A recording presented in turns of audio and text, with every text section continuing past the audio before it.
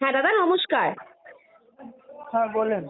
হ্যাঁ, কি ঘটনা ঘটেছে? শোনা গেছে যে আপনি অভিযোগ তুলেছেন একটা ভিডিওতে এসে যে আপনার ওপর সিজেপিতে যুক্ত হওয়ার কারণে আপনি দিল্লিতে গিয়েছিলেন এবং তারপরে একটি কর্মসূচিতে যোগদানের জন্য আপনার ওপর বিজেপি হামলা চালিয়েছে।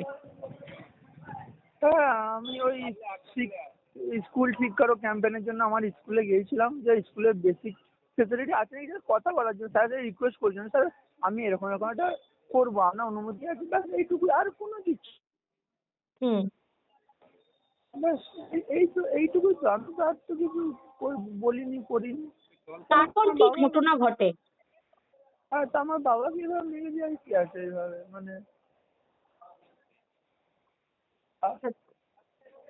আ- আমাকে মেরে দিতে পারতো না? সেটা কি আজকেই ঘটেছে, বাবার ওপর হামলাটা? 13 তারিখে মেরেছিল, 13 তারিখে রাত্রে মেরেছিল। 14 তারিখে ওরা মেডিকেল করতে দেয়নি, ওরা ওরা সব ঘেরাও করে রেখেছিল। তারপর আজকে যখন বাড়াবাড়ি হয়েছে, আজকে বর্ধমানে। আচ্ছা, আপনার ওপর হামলা ওরা কবে চালান? হ্যাঁ, আপনার ওপর হামলা ওনারা কবে করেন? 13 তারিখে আমাকে বাঁচাতে, আমাকে যখন কটা আমি ভিডিও করি, আমাকে বা আটকাতে গেছে, আমার বাবাকে মেরে দিয়েছে। আচ্ছা, সেটা কে করেছিলেন? হ্যাঁ, কারা করেছিলেন সেটা তাদেরকে শনাক্ত করতে পেরেছিলেন আপনি? বিজেপি পার্টির সব লোকেরা, আমাদের গ্রামেরই বাজি অনেক লোক ছিল। প্রধান 5টা নাম আছে, নামের সব সূচি আমি প্রথম থেকেই বানিয়ে রেখেছিলাম। আর অনেক নাম আছে এর মধ্যে। সেই নামগুলো বলা যাবে? হ্যাঁ, সেই নামগুলো বলা সম্ভব? নামগুলো অবশ্যই বলা কেন সম্ভব নয়, অবশ্যই বলা সম্ভব। বলুন একটু, ভালো হয় তাহলে আমাদের। একবার ধরুন আপনি। পুলিশে অভিযোগ জানিয়েছেন আপনারা? হ্যাঁ, ওইখানে ওইখানে আমাকে এফআইআর করতে দেয়নি, ওরা ওরা জোর জবরদস্তি করেছে, কোনোভাবে এফআইআর বা লঞ্চ করতে দেয়নি ওরা। সবাই ঘিরে ছিল। আচ্ছা, ঠিক আপনার আছে, আমি বাড়ি, রাখছি পরে। হ্যাঁ বলেন। আপনার বাড়ি কোথায় এক্স্যাক্ট? আমার বাড়ি বাঁকুড়া জেলা, ইন্দাস থানা, করিসুন্ডা। কোন কি পরিস্থিতি? ঠিক আছে, আমি রাখছি, বুঝলেন। হ্যাঁ হ্যাঁ হ্যাঁ হ্যাঁ হ্যাঁ, নমস্কার দিলীপদা। হ্যাঁ বলুন। আমি হাউ থেকে নয়নিকা কথা বলছিলাম। বাঁকুড়ার ইন্দাসে আপনাদের একজন কর্মী, তার বিরুদ্ধে আক্রমণ চালানো হয়েছে এবং তার বাবা, তাকেও মারা হয়েছে বলে এখনো পর্যন্ত অভিযোগ তুলছেন তিনি। যদি ঘটনাটি একটু বিস্তারিত বলেন।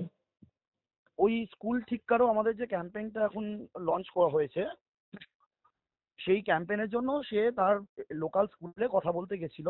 সেই সময় স্কুল থেকে বলা হয় তার পরের দিন যেতে, কিন্তু বিজেপি আশ্রিত দুষ্কৃতীরা সেদিন রাত্রিবেলা তার বাড়িতে আক্রমণ চালায়। তার বাবা এবং তাকে খুব ব্যাপক আকারে আক্রমণ করে। এবং তারপর কালকে আহ, সে বাড়িতে একটুখানি স্টেবল ছিল, কারণ কালকে তাকে বাড়ি থেকে বেরোতে দেওয়া হয়নি। আজকে সকালবেলা তাকে যা হোক করে ইন্দাস হেলথ সেন্টারে নিয়ে যাওয়া হয়, পর ওখান থেকে বর্ধমান মেডিকেল কলেজ।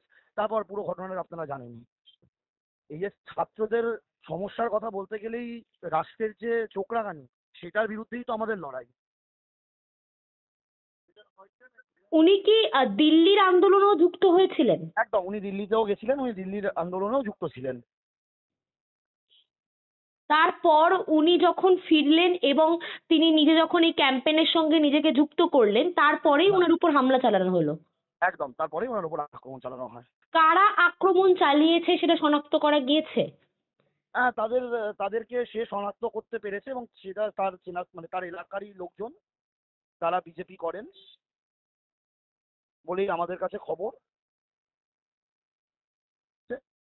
এবং এবং রাষ্ট্রের পুলিশে কি আক্রমণ অভিযোগ সবসময় জানানো চলছে। হয়েছে?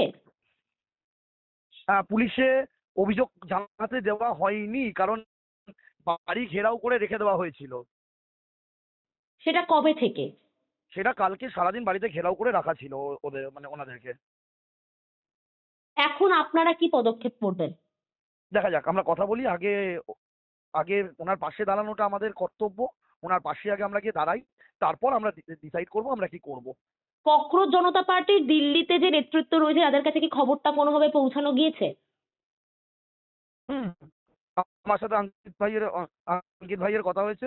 অঙ্কিত ভাই জানে। আশুতোষকেও আমি টেক্সট করছি। আশুতোষও এই বিষয়টা নিয়ে খুব ওয়ারিড। আচ্ছা, ঠিক আছে, ধন্যবাদ দাদা। Thank you.